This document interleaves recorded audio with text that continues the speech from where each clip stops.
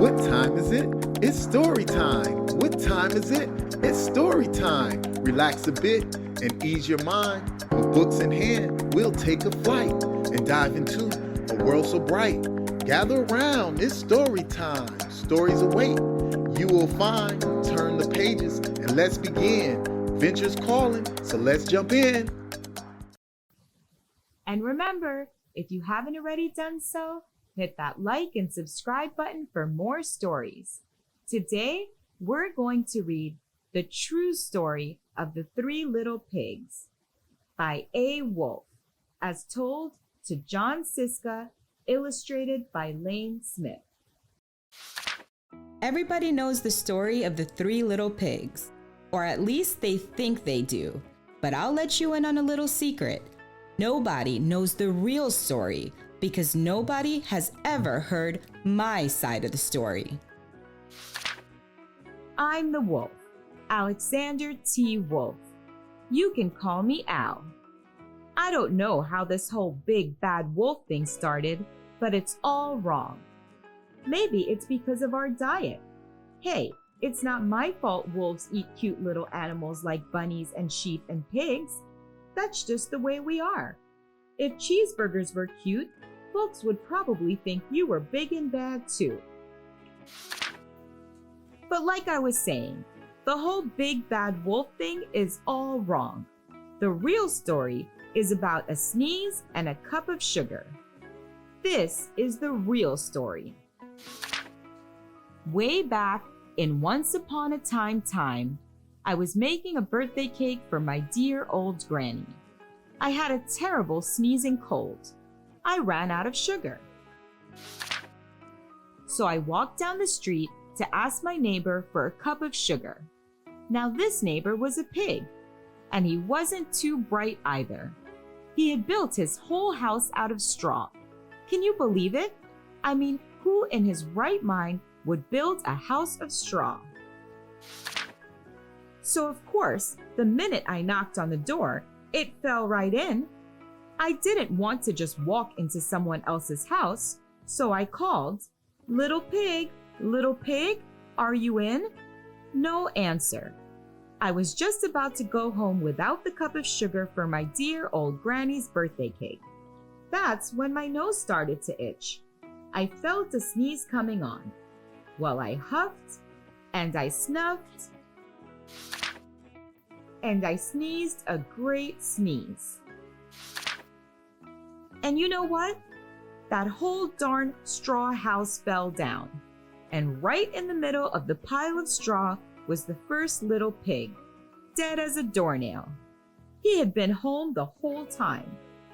It seemed like a shame to leave a perfectly good ham dinner lying there in the straw, so I ate it up. Think of it as a big cheeseburger just lying there. I was feeling a little better, but I still didn't have my cup of sugar. So I went to the next neighbor's house. This neighbor was the first little pig's brother. He was a little smarter, but not much. He had built his house of sticks. I rang the bell on the stick house. Nobody answered. I called, Mr. Pig, are you in?" He yelled back, "Go away, wolf. You can't come in. I'm shaving the hairs on my chinny chin. I had just grabbed the doorknob when I felt another sneeze coming on.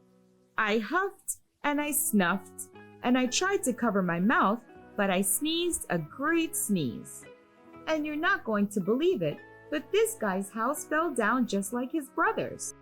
When the dust cleared, there was the second little pig, dead as a doornail. Wolf's honor. Now you know food will spoil if you just leave it out in the open, so I did the only thing there was to do. I had dinner again. Think of it as a second helping. I was getting awfully full, but my cold was feeling a little better, and I still didn't have that cup of sugar for my dear old granny's birthday cake. So I went to the next house. This guy was the first and second little pig's brother. He must have been the brains of the family. He had built his house of bricks.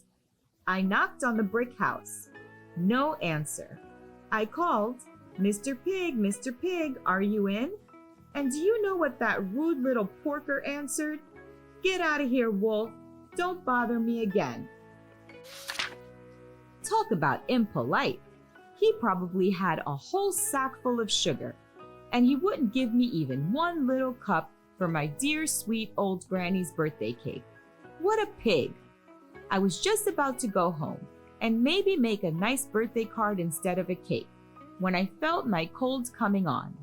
I huffed and I snuffed and I sneezed once again. Then the third little pig yelled, "And your old granny can sit on a pin."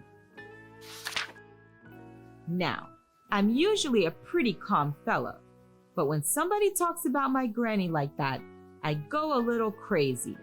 When the cops drove up, of course I was trying to break down this pig's door, and the whole time I was huffing and puffing and sneezing and making a real scene. The rest, as they say, is history. The news reporters found out about the 2 pigs I had for dinner. They figured a sick guy going to borrow a cup of sugar didn't sound very exciting, so they jazzed up the story with all of that huff and puff and blow your house down, and they made me the big bad wolf. That's it.